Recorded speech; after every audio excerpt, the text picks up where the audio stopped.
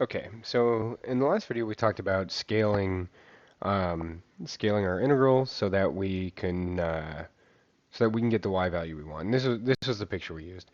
So we're gonna think about that a little bit more here, but from a different point of view.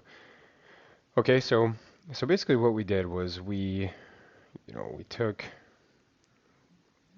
our function and we evaluated from zero point 0.4, from up and or above and below by a distance of zero point 0.1, so we had zero point 0.5 and then zero point 0.3 and then we had this area, right?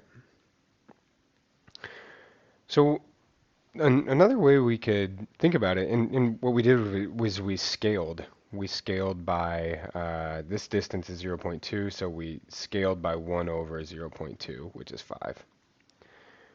But this might ring a bell to you. Is this sort of scaling right here?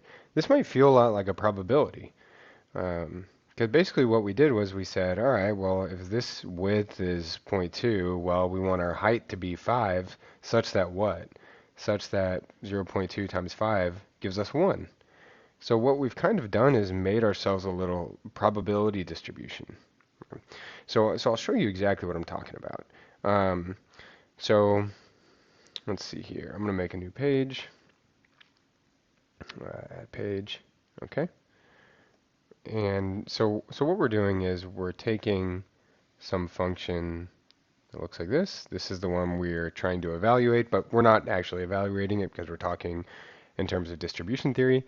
But what we do is we say, all right, let's build some little function. Let's build some function from about, zero point 0.3 to zero point 0.5, whose height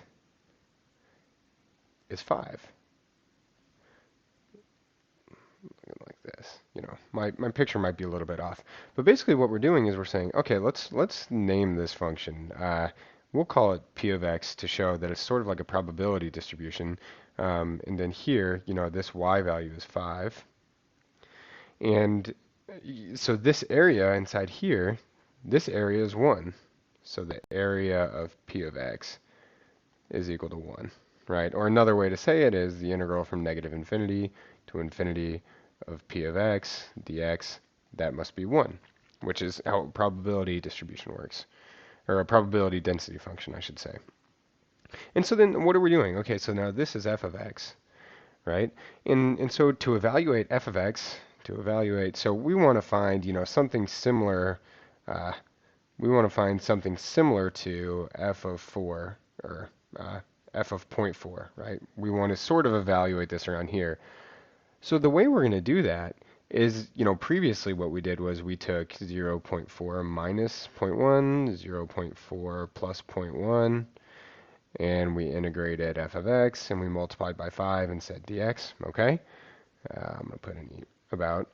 But what we're talking about in this video is we're saying, okay, well, this is the same thing as just taking the expected value. That's the difference here.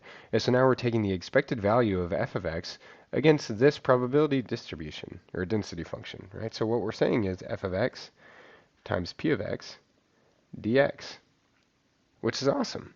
So now what we're saying is instead of evaluating functions at any given points, what we say is, all right, let's find what their expected value is at different probability distributions that are around the point we want. So for example, let's say we wanted to evaluate, let's say this is 4, and the function we want is like x squared. F of x is equal to x squared. Well, in distribution theory context, instead of saying, what's f of 4, what we really want to do is we want to say, all right, well, what's the expected value of f? So what's the expected value of f when integrated against some probability distribution that's basically centered around 4? That's basically saying 4 is pretty much for sure going to happen, but it's still a probability, right? So it's going to look something like this. So, this is, let's call it P2 of x, just so I don't have like a naming collision. Just assuming that one up there is P1, so this is P2. P2 of x dx. This is going to be something around the ballpark of 16. which is awesome. So now, and the beauty of this again is, if our function wasn't exactly x squared, but if it was all messed up, if it was jagged, if it had points all around it, um, evaluating the expected value at some probability distribution, it won't see all of this stuff, which is great. So now, if we've kind of just changed our context to say, okay, well, stop evaluating at individual points, but instead take the expected value of the function, but do it against these probability distributions that are pretty much the same thing as evaluating the function there, but a little bit different and just different enough that it fixes all these problems we were having with all these weird points that are kind of just floating about in nowhere.